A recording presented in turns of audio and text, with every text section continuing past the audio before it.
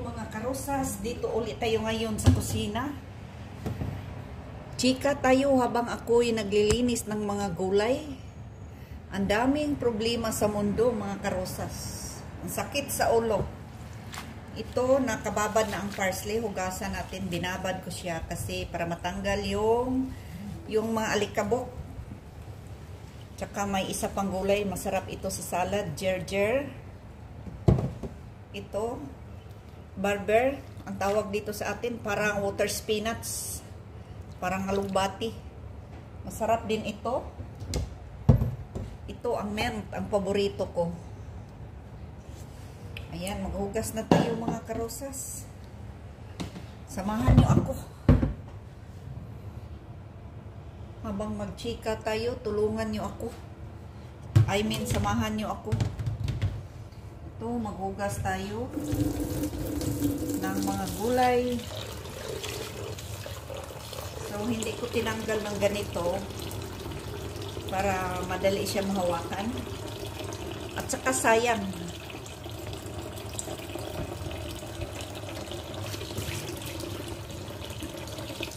Mahangin dito mga karosas at saka kagabi, kahapon may kunting ulan. Parang patapos na yung winter. Malamig siya pero hindi naman gaano na malamig.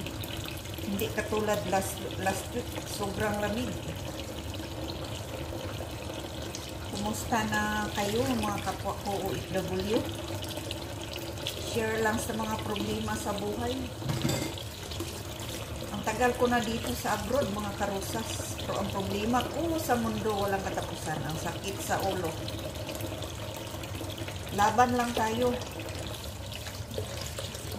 para pagtanda natin kahit paano may kunti tayong maipon, pangbili ng ginamos saka asin. Grabe, daming problema ko mga karosas. Idaan ko na lang sa vlog. So, laban lang tayo. Ganito ang buhay. Siguro binigyan ako ng problema sa Panginoon para mas lalong lumakas yung loob ko.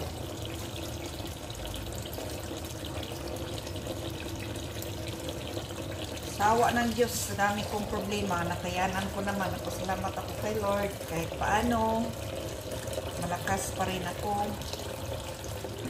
Sa ganitong edad, tumatanda na sa abroad. Still fit pa rin. Fit pa rin sa trabaho. Sawa ng Diyos, wala pa akong maintenance, wala pa akong sakit-sakit.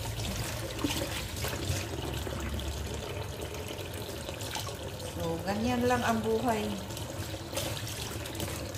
Yung problema natin, kasama na yan. Siguro yung problema ko, walang katapusan. Kasama na yan. Kasama na yan, simula nung maliit pa ako hanggang tumanda ako. Siguro yung problema na yan, nakalaan na yan sa akin. Pero sabi ko, problema lang yan. Kaya kaya ko i-handle ang problema mga karosas. Sa awa, sa tulong ni Lord. Ayan, masarap itong pagtabula. Ayan, ang daming, tingnan yung mga karosas. Ang daming graba. Balas-balas. So, kailangan talaga ibabad natin kasi pag hindi natin ibabad, baka makain pa natin yung balas-balas.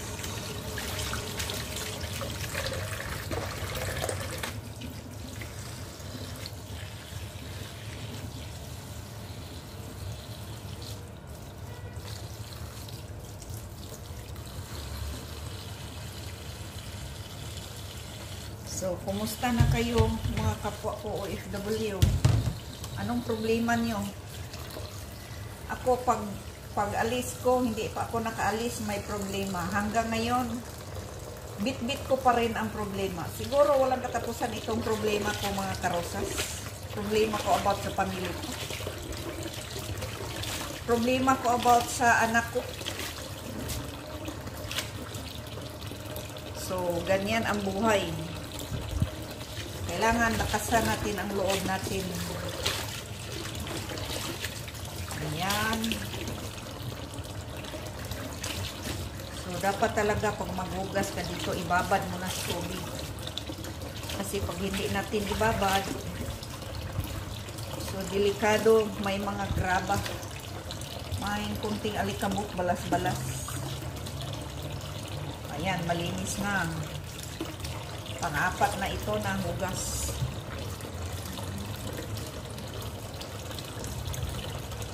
So, isunod natin ang barber.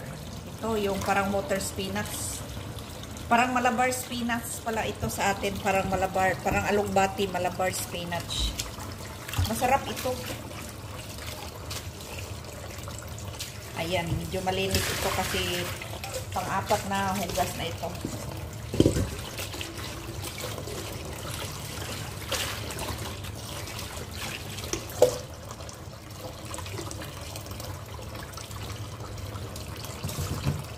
Sunod natin ang barber. I mean gerger.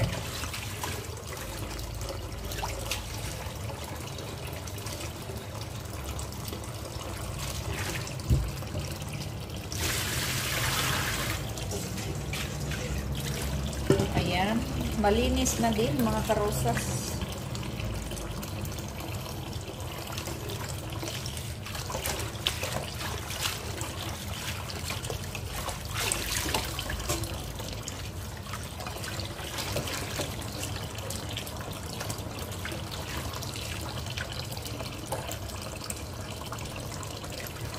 So, may kunti pang alikabok.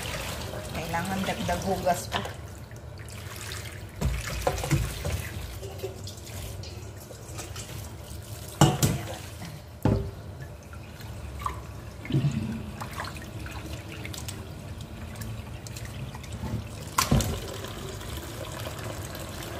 Mahina ang tubig mga karosas pag dito banda. Kasi ino-on ko siya ang heater. Pag iganon ko, mainit.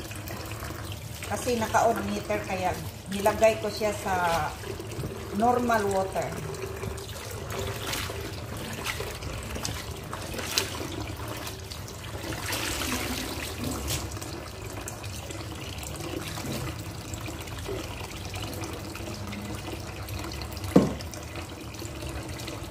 Ayan, ito ang mint. Alam niyo mga karosas, nabasa ko, ayun sa nabasa ko. Ito palang mint, maganda para ito sa health. Isa din itong maganda para sa health natin. Maganda raw ito sa brain natin. Pag mag-inom daw tayo ng green tea, lagyan natin ng mint. Napaka good for the brain. Ang bango. Ang bango. Sarap. Masarap siya pagkainin mo, mabango. Kaso lang medyo makunat, pero masarap siya.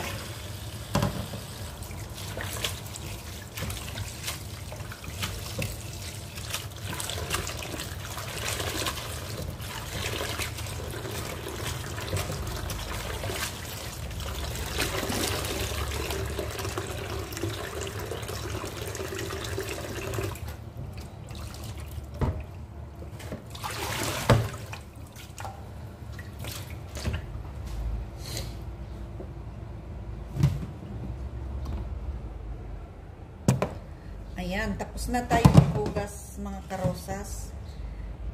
Mamaya kunti ilagay natin ito sa drainer. Ito lahat para matuyo. Ayan.